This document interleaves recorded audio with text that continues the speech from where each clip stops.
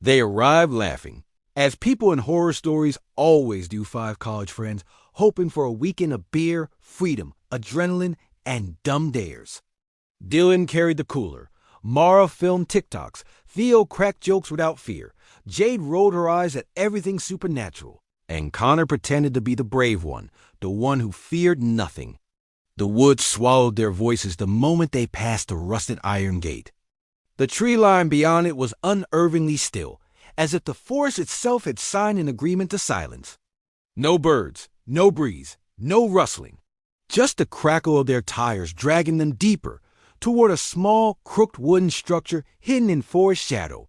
Cedar Cabin leaned slightly to the right, like an old puzzle piece forced into the wrong place. It smelled wrong: wet iron, rotten leaves, damp fur, and something else, a scent fleshy and sour, like blood wiped unsuccessfully from the cracks of a butcher's floor. Connor joked it was authentic horror ambience. Jay did not smile.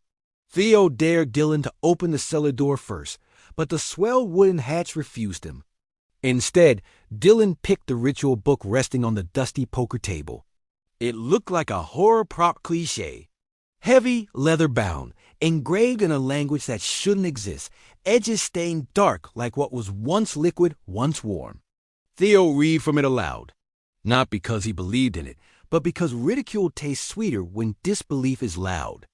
The syllables were thick with a guttural cadence that felt like swallowing a screw, like speaking with a mouth already full of clotted blood.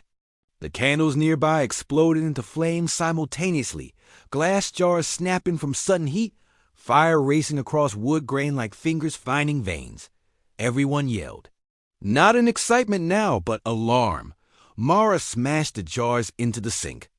The flames died only after licking the wood twice, leaving black scorch marks shaped eerily like sigils. Jade's teeth chattered. She felt a metallic taste in the air. She suddenly realized the book wasn't just aesthetic. It was instruction, contract, trigger. The cellar doors groaned and unlocked themselves immediately after the candles died, easing open as if expecting descent. Connor grabbed the flashlight. Dylan followed, still filming. Below, the basement was stone-lined and older than the cabin should reasonably be.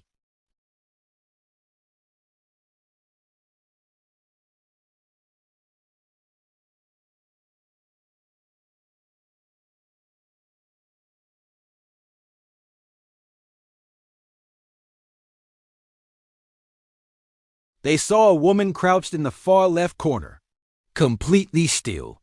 Her body was a canvas of smeared red, hair matted like soaked rope, lips cracked like drought-skinned earth. She slowly raised her head. Her eyes were a glossy, cataract-white swirl, but her teeth were sharp, clean, purposeful. When she smiled, it tore wider than her face should structurally allow. She whispered their names upward: Dylan, Connor, Mara, Theo, Jade, like reading inventory.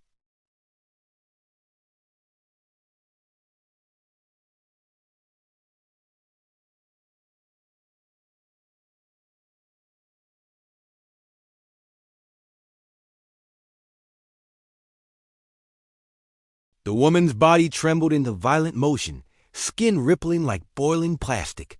She arched backwards so violently her spine popped, splitting audibly like snapping a thick, wet branch.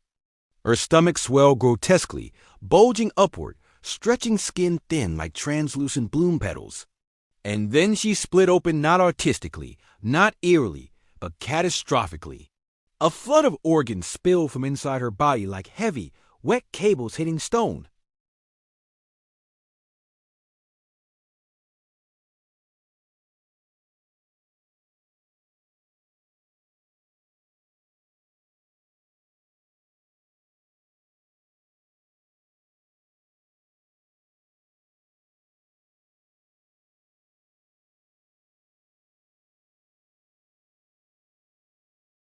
Its single massive eye peeled open with a membrane-tearing wet sound. It focused instantly. Ancient sentience.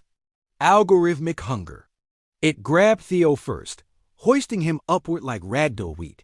Theo clawed at its eyes, screaming obscenities, denial turning the blood fog around him. It bit his arm off at the shoulder in one sheer chomp, chewing once, dropping the bone aside like chalk debris. The blood burst was immediate, terrifying, pressurized.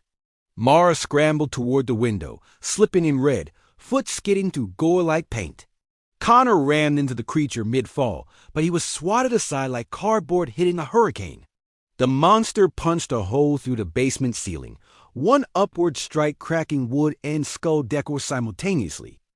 Connor slammed open the fuel shed door outside, igniting alcohol with a match, throwing bottles like Molotov constellations, each arc sloppy, desperate, but meaningful.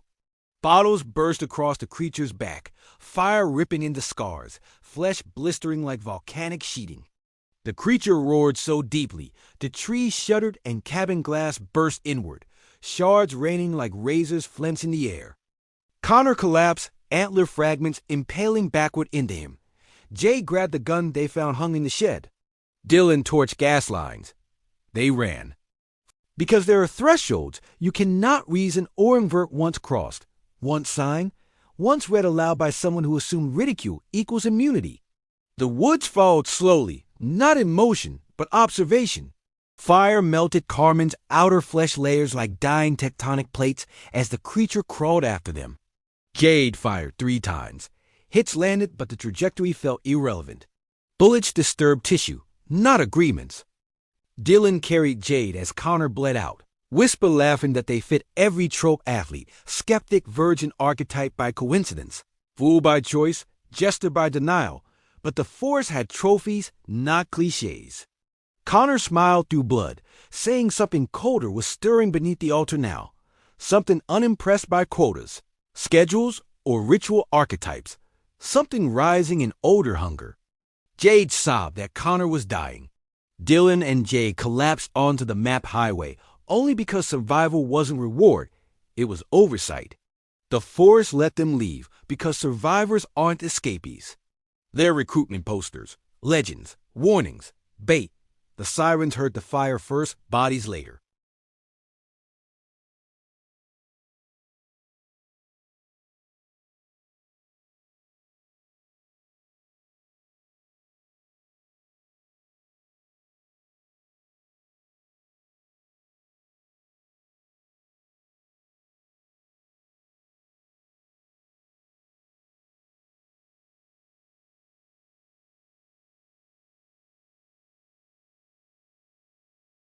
Only for names, only for another group laughing too loudly around a fire in another cabin, swallowed by forest silence, signed in human blood. Delivered by curiosity, collected by ancient gnashing hunger.